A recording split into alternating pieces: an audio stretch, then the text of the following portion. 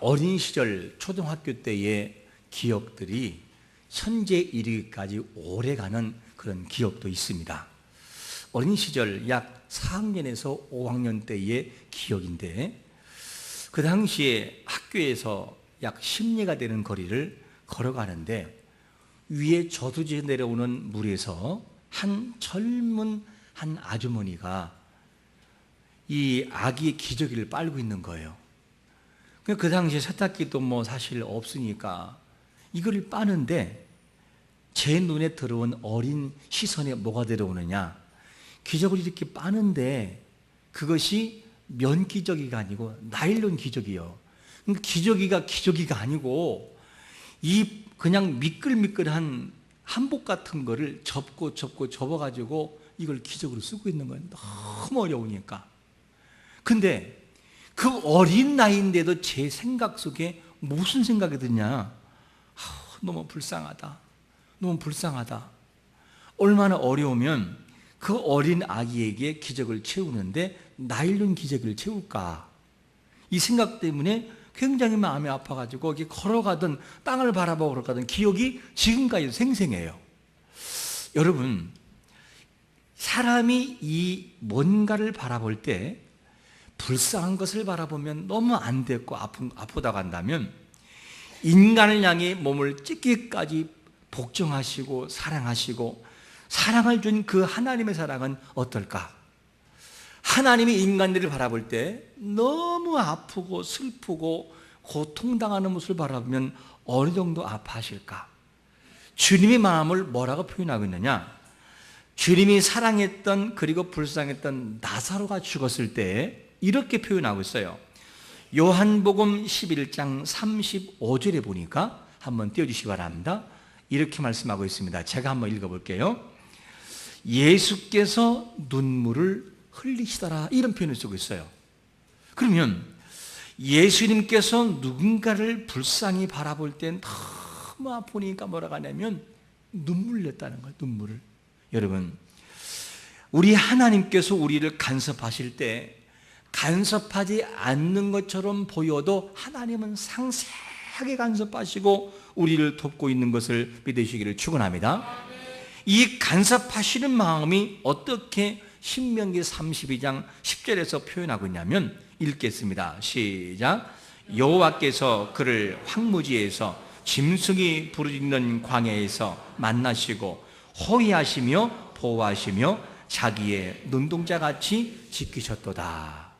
여러분, 하나님의 사랑은 외로움과 절망의 황무지에서도 우리를 살피시고, 그리고 막막한 광야 속에서도 우리를 다 지켜보고 있고 살피시고 도우신 분인 것을 100% 믿으시기를 축원합니다.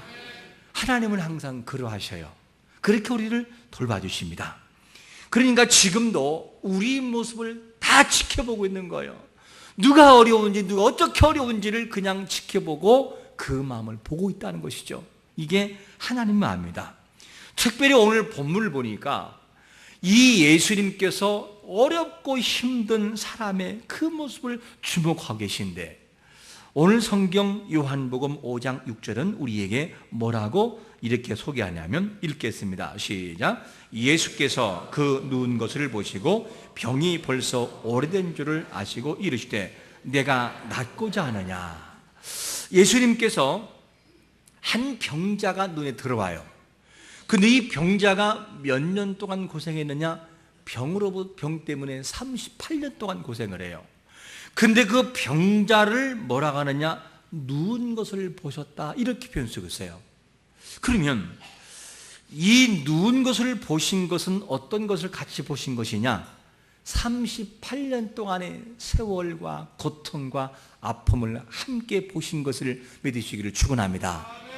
사람은 주목할 때 어떻게 되느냐? 사람의 외형만 바라보고 그거를 알게 돼요. 근데 예수님은 뭐라고 말하죠?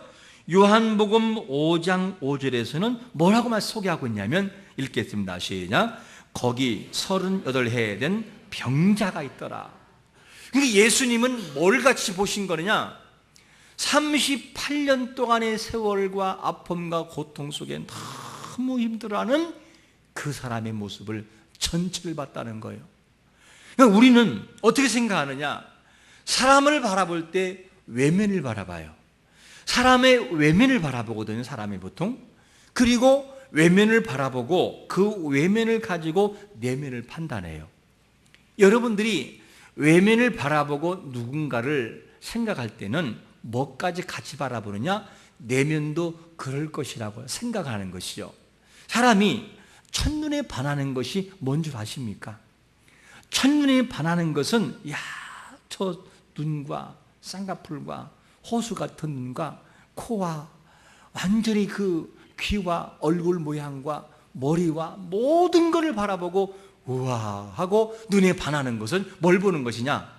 저 사람은 아마 저 외모처럼 마음도 저럴 거야. 그리고 인격 전체가 그럴 거라고 이미 단정해 버리는 거예요. 그러니까 결혼하는 거예요. 물론 뒤늦게 속아가지고 우는 사람도 있지만 그렇게 생각하는 거예요. 그게 우리가 사람들을 바라볼 때는 뭐냐? 사람은 외면을 바라봐요.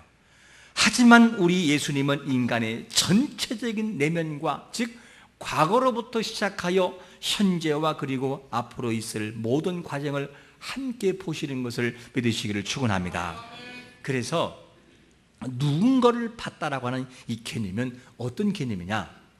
사람의 오간을 통하여 모든 것을 실제적으로 체험해서 한다는 걸 말하는 거예요. 본문 속에서.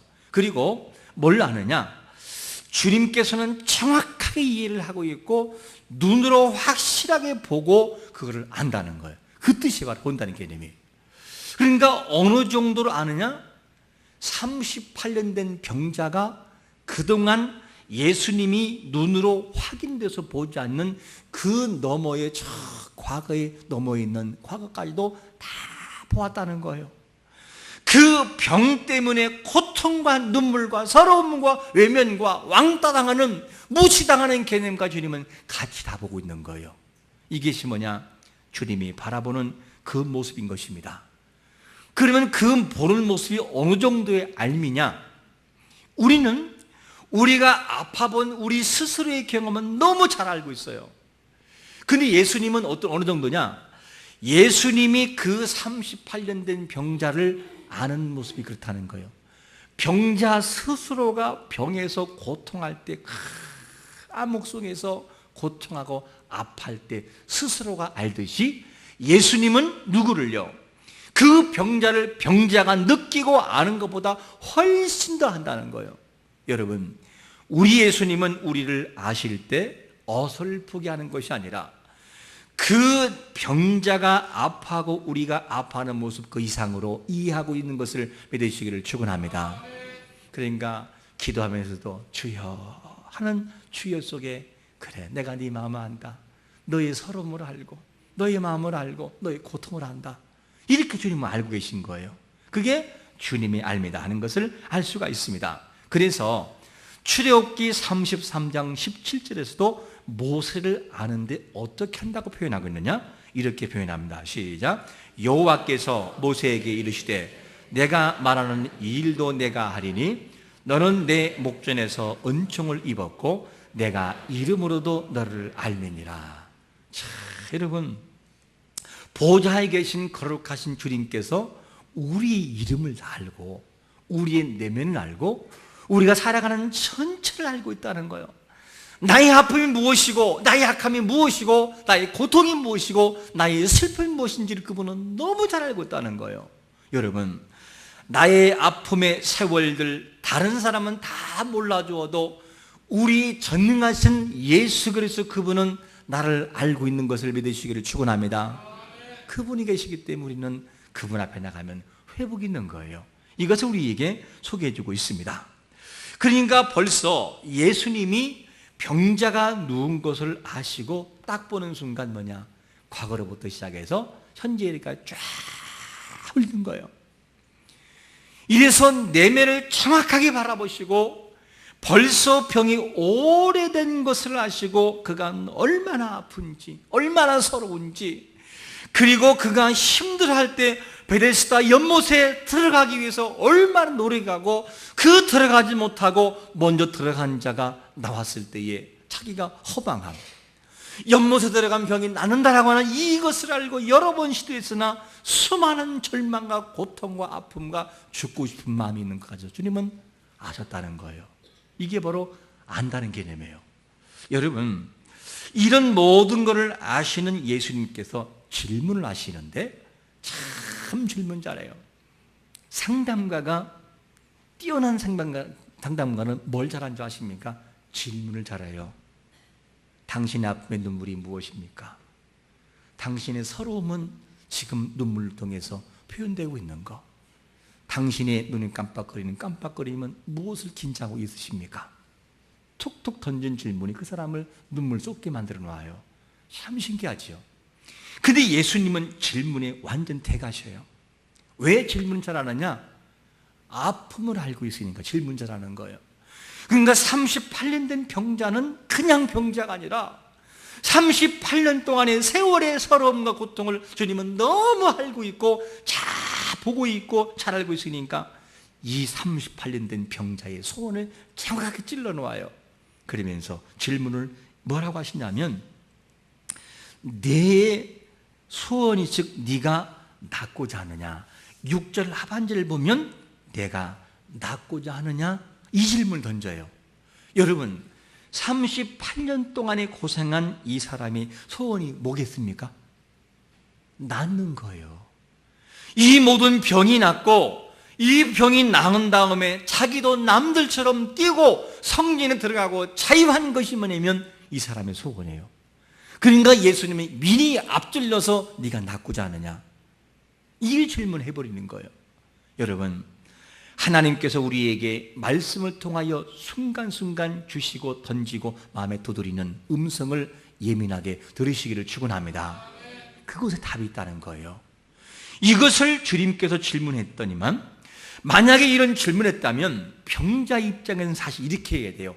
예수님, 제가 낫기를 바라고요.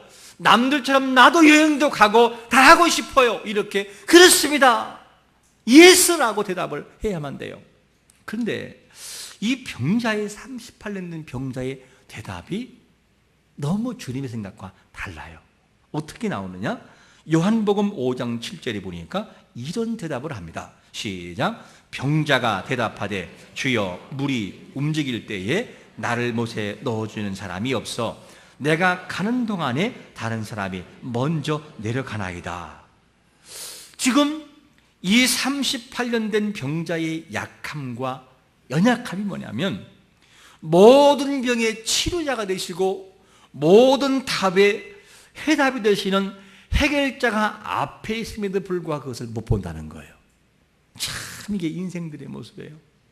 우리가 문제가 생기기 전에 하나님 여러분과 함께 하십니다. 하나님은 우리에게 답이 되시고 우리에게 주가 되시고 우리의 응답이 되십니다 라고 말을 많이 하기도 하고 그렇게 믿기도 한다고 우리가 생각을 해요. 근데 막상 문제 딱 터져버리면 뭐냐면, 왜 그 하나님이 안 보이는지, 왜 그 예수님이 이렇게 안 보이는지, 그리고 해답을 다른 곳에 찾고 있어요. 오늘 보면 보세요.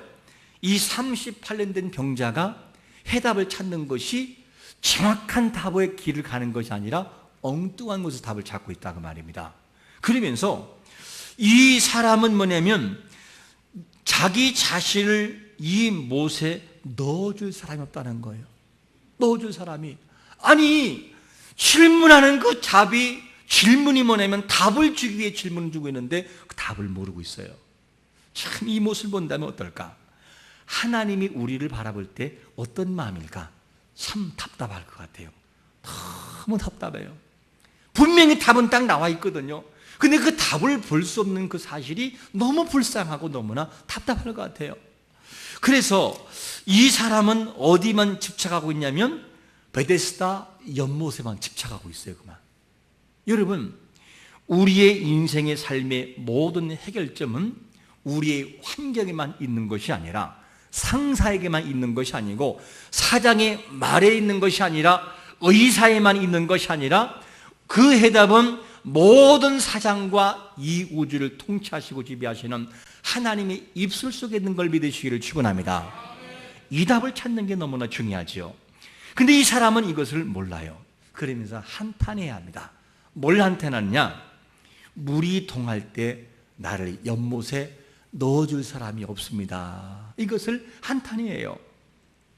그곳에 들어가고 싶으면, 그곳에 들어가면 병이 나을 것 같은데 들어가지 못하니까 나를 넣어줄 사람이 없다는 거예요.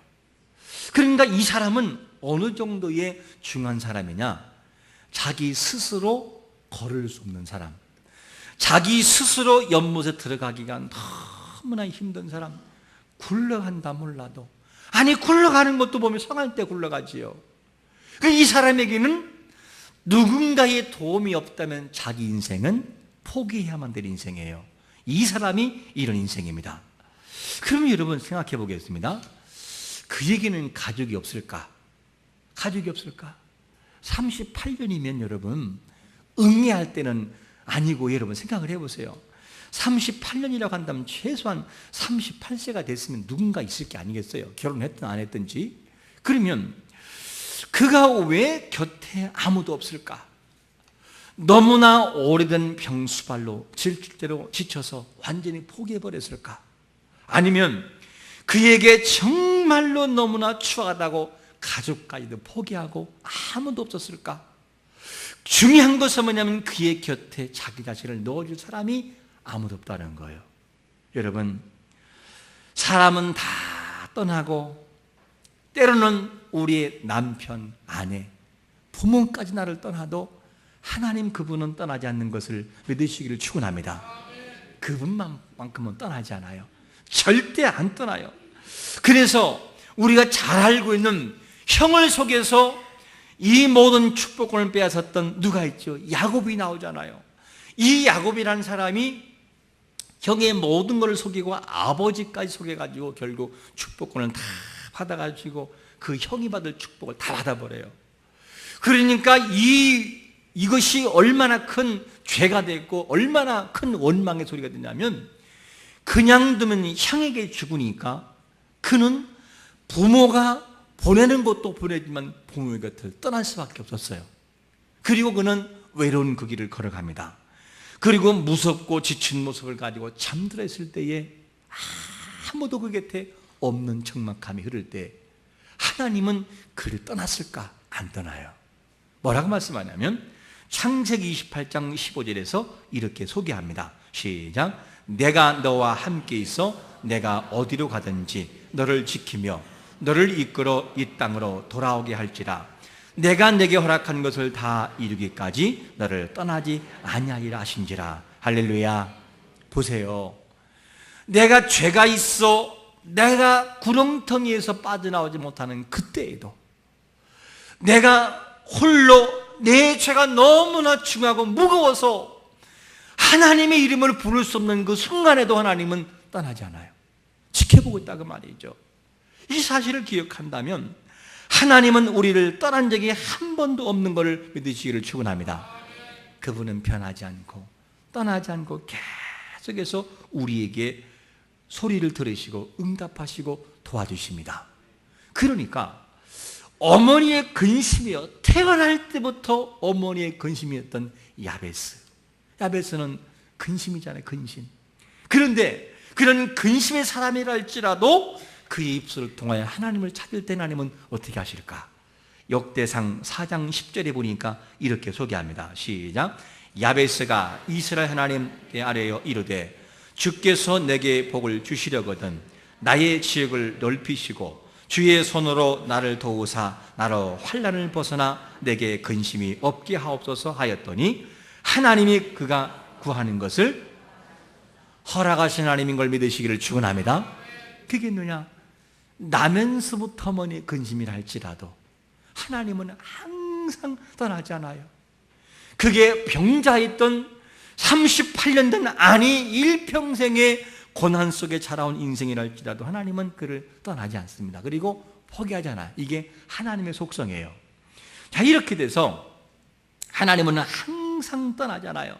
그래서 출애굽기 15장 26절은 뭐라고 하느냐? 하나님은 치료하시는 여호와라 라고 우리에게 소개해주고 있습니다. 여러분, 치료의 하나님 되시는 예수님께서 38년 된 병자에게 이제는 명령을 내려요. 뭐라고 내리느냐? 요한복음 5장 8절 이하 읽겠습니다. 시작. 예수께서 이르시되 일어나 내 자리를 들고 걸어가라 하시니 그 사람이 곧 나아서 자리를 들고 걸어가니라. 이날은 안식일이니. 여러분, 예수님께서 그를 향해 명령하실 때 막을 자가 있을까? 아무도 없어요.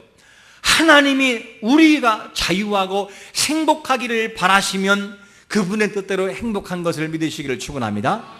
아무리 병으로 고생한다 할지라도 주님이 명령하시면 한순간에 회복이 되어지는 거예요. 그게 아버지의 명령, 예수 그리스도의 권세인 것입니다. 우리의 구원자가 그렇게 하신다는데 누가 막을 거예요? 왜 예수님의 명령을 막을 자가 없느냐? 예수님은 이런 분이기 때문에요. 어떤 분이실까? 마태복음 8장 26절 이하 시작. 예수께서 이르시되 어찌하여 무수하느냐? 믿음이 작은 자들아 하시고 곧 일어나사 바람과 바다를 꾸짖으시니 아주 잔잔하게 되거늘 그 사람이 놀라게 여겨 이르되 이가 어떠한 사람이기에 바람과 바다도 순종하는가 하더라. 여러분, 하나님 되시는 예수님은 어떤 분이냐? 그 사람들이 풍랑과 바람을 통하여 배가 뒤집히길보 직전에 죽을 위해 있을 때에 주님이 일어나더니만 바다를 향해 명령해요. 바다야, 조용히 해라. 조용히 해라.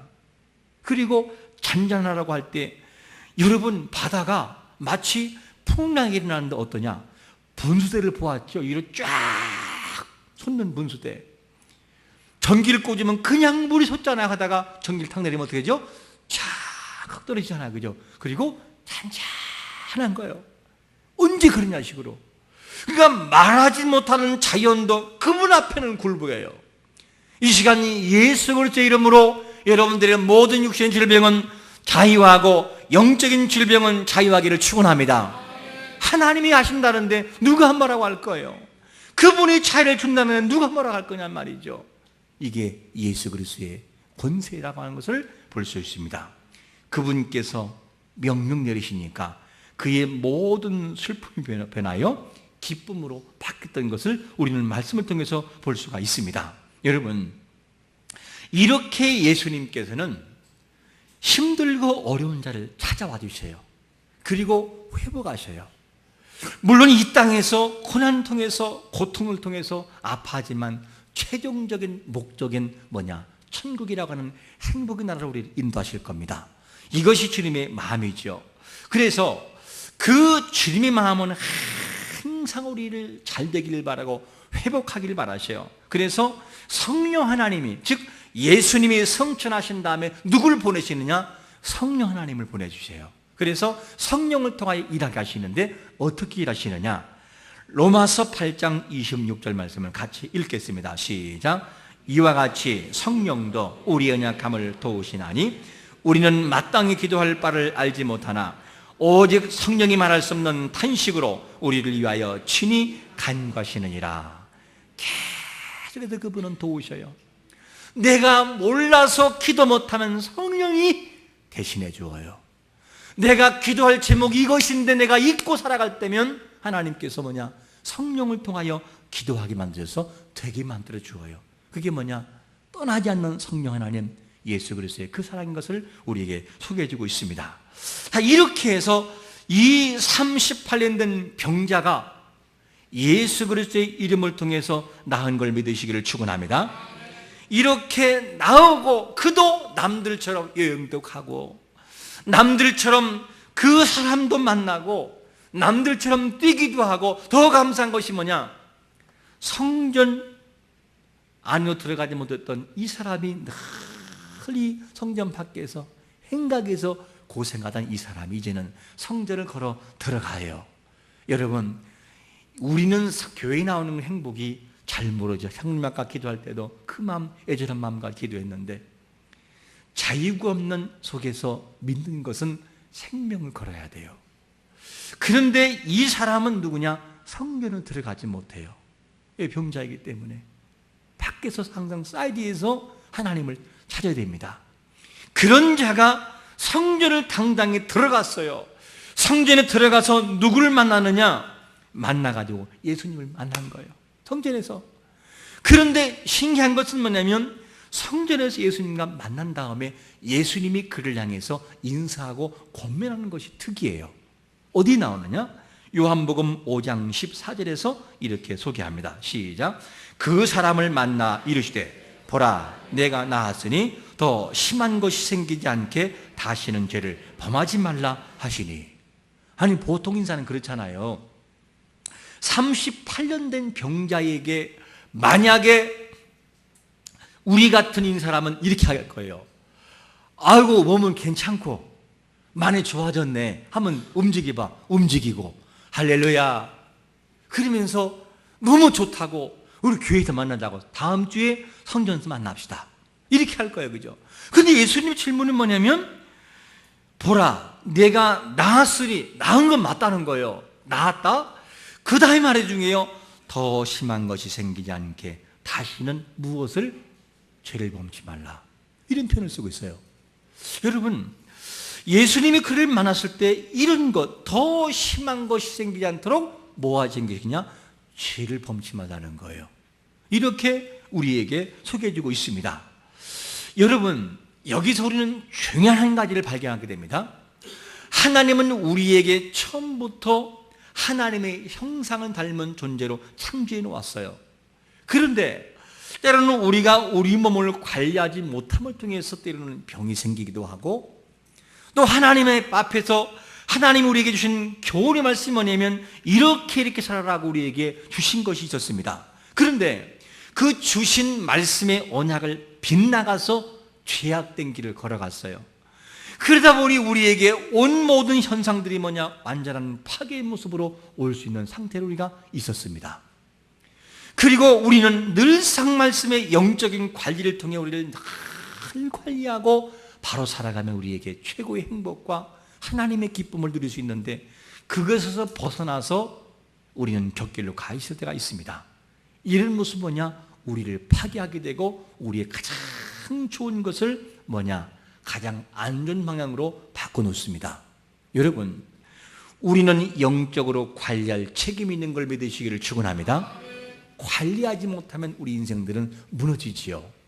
관리가 얼만큼 중요하냐면 저 자신도 결혼 초에 그리고 결혼하고 난 이후 한 5년 정도까지는 제 소원이 있다면 너무 사람들이 만나면 너무 말랐어요.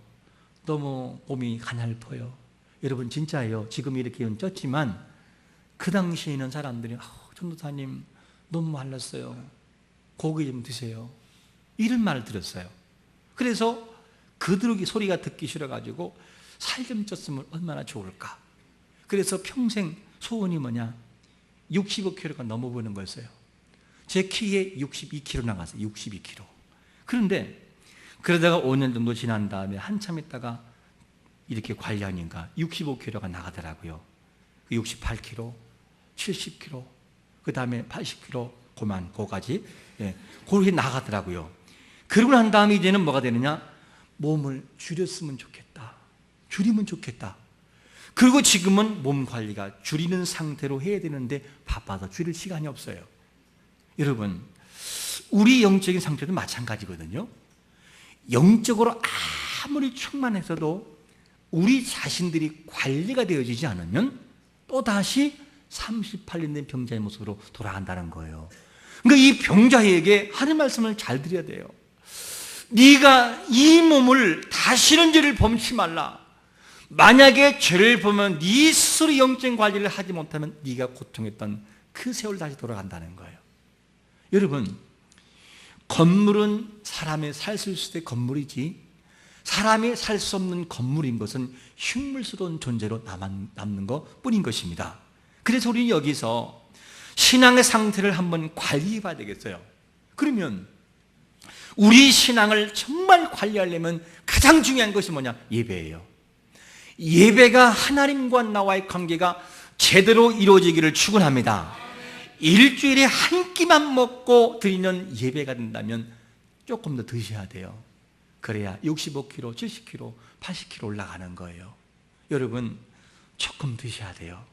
일주일에 한 끼만 먹고 주여 할렐루야 아멘 다음 주에 빠이빠이 하는 분들은 주님 한 번 더 올게요. 예배를 드려가야 돼요. 이것이 뭐냐? 하나님과의 관계 속에서 영적인 관리가 되는 것입니다. 그리고 영혼의 호흡이라 할 수 있는 기도, 이 기도가 너무 적다면 그 기도의 호흡을 자꾸만 늘려가야 돼요. 다윗이요, 충만할 때는요 누구도 안 무서웠어요. 골리앗도 그냥 한 방에 쓰러뜨린 사람이 골리앗이에요. 이스라엘 전체가 골리앗을 무서워할 때 다윗은 저게 뭔데? 왜 여호와를 무시하지? 나갔던 사람이에요. 그런데 영적으로 깔아지니까 뭐가 되느냐? 한 여인에게 넘어져요, 그냥. 그리고 그것 때문에 가정에 계속적인 칼이 떠나질 않아요. 그게 다윗이었어요. 그리고 아무리 힘센 삼손이라 할지라도, 자기 힘이 있다 할지라도 하나님 법에서 떠나 빗나갈 때는 뭐냐? 그는 여인에게 역시 무능한 존재였고 조롱당하는 존재로 끝나버려요. 여러분, 그뿐인가요? 또 아무리 이 좋은 왕의 자리에 있던 사람이랄지라도 하나님의 말씀으로 관리하지 못할 때 뭐가 됩니까? 사울이라고 하는 존재는 뭘로 바뀌죠? 사울 왕은 번민 속에 빠져버려요. 우리가 만약에 이런 것을 관리하지 못하면, 내 자신이 관리되지 않으면 시험이라고 하는 사람이, 시험이라는 이 모든 시험이 나에게 삿발을 딱 메고 올 때 우리는 뭘 이기게 됩니까? 말씀의 안다리로 거시기를 축원합니다. 한 방에 그냥 넘어도 말씀의 안다리. 말씀이 아니면 우리를 이길 만한 힘이 없어요. 안 되는 거예요. 그러면 여러분, 사울이 아무리 좋은 자리에 가도 그가 벗어날 때는 번민 속에 받으시지, 우리도 마찬가지예요. 38년 된 병자에게 왜 예수님이 이거를 부탁하겠습니까? 얘야, 너 병난 건 맞다. 그런데 이 병이 나았으나 또다시 네가 죄를 짓고 또 간다면 너는 역시 38년의 세월로 고통의 세월을 살아가야 된다. 죄 짓지 말어. 돌아와. 관리해. 철저히 바라봐. 그러면서 그에게 권고하고 있는 것입니다. 여러분, 오늘도 우리가 38년 된 병자의 치유와 함께 주님의 말씀을 통해서 우리의 삶에 있어서 영적인 관리가 철저하게 이루어지기를 축원합니다. 이쯤에 왔으면 우리를 뒤돌아봐야 돼요. 이제는 정말 기도할 때이고 이제는 깨어날 때가 된 거예요. 이 말씀을 기억하면서 우리의 삶의 영적인 대각성을 통하여 다시 한번 기도하고, 한 주 동안 기도하고, 또 한 달 동안 계속 기도하여 하나님이 우리를 통해서 일하신 것이 뭔지를 살펴서 영적인 군사로서의 승리를 거두는 복된 성도가 되시기를 예수 그리스도의 이름으로 축원합니다. 아멘.